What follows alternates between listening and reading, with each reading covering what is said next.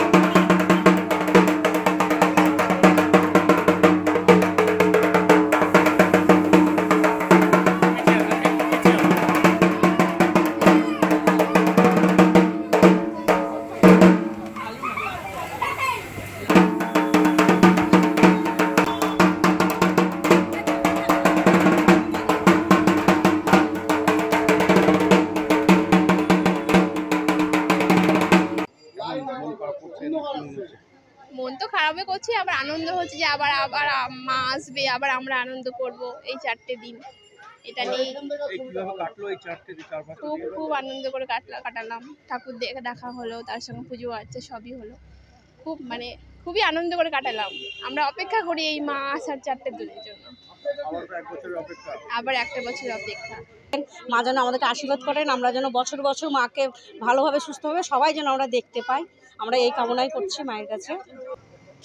কষ্ট তো হচ্ছেই, কিন্তু 4টে দিন কিভাবে কেটে গেল বুঝতেই পারলাম না। তো সবাই মিলে হাসি খুশি, নাচ গান, অনেক রকম আনন্দ, চারিদিকে প্যান্ডেল ঘুরতে যাওয়া, খাওয়া দাওয়া সব কিছু মিলে খুব সুন্দর একটা দিন। 4টে দিন বুঝতেই পারলাম না চলে গেল। আজকে তো কষ্ট হচ্ছেই, মা আবার 1 বছর পর অপেক্ষা। হ্যাঁ অবশ্যই, আবার আসছে বছর আবার হবে, সবাই মিলে আবার আনন্দ করব।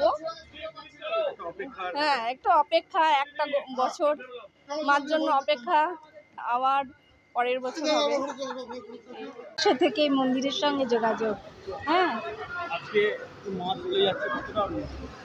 ভীষণই দুঃখ।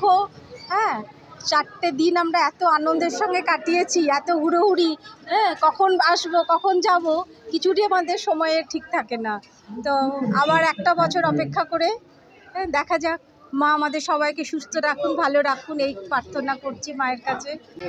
সত্যি ভীষণ আমাদের মনটা খুবই ভারাক্রান্ত হয়ে যায়। আমরা এই 4 দিন যে কেমনভাবে কাটিয়ে দিই আমরা নিজেরাই বুঝতে পারি না। খুব আনন্দের সঙ্গে খুবই মজা করি সবাই মিলে, বন্ধু বান্ধব আত্মীয় স্বজন সবাই একসঙ্গে হয়ে, বাগানপাড়া অন্ততপক্ষে সবাই খুব মিলিত হয়ে আমরা এই কাজগুলো করি। মন খারাপ, আমি তো এখানে আসি আমার বাপের বাড়ি, এত সুন্দর এখানকার সব কিছু, এত ভালো লাগে, সবাই একসাথে থাকে, কাকিমা মা সবাই থাকে, তো খুবই ভালো। আর আজকে দশমী, তো এরপরে তো আবার 1টা বছর অপেক্ষা করতে হবে। এখন মন খারাপ তো থাকবেই, কিন্তু আবারও এটাই তো নিয়ম, আসা যাওয়ার খেলা তো চলবেই। কিন্তু যেটা সবচেয়ে আমাদের বেশি দরকার, আমাদের মেয়েদের সেফটি, আমাদের অভয়া নির্ভয়া এদেরকে সেফটিভাবে রাখতে হবে। মায়ের কাছে আমার এই বছর এই আশীর্বাদ, যেন কোনো আর দ্বিতীয় কোনো অভয়া কেস আমাদের এই বাংলায় না ঘটে।